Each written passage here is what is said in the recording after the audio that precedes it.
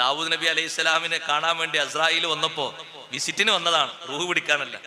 അസ്രായിൽ ഇങ്ങനെ സംസാരിച്ചുകൊണ്ടിരിക്കുമ്പോ മുന്നിലൂടെ ഒരാൾ ഇങ്ങനെ പോയപ്പോ അസ്രായിൽ അലൈഹി സ്വലാം പറഞ്ഞു, ദാവൂദ് നബിയെ ആ പോകുന്ന ആളില്ലേ, അയാൾക്ക് 6 ദിവസം കൂടിയ ദുന്യാവിൽ ആയുസ് ബാക്കിയുള്ളൂ.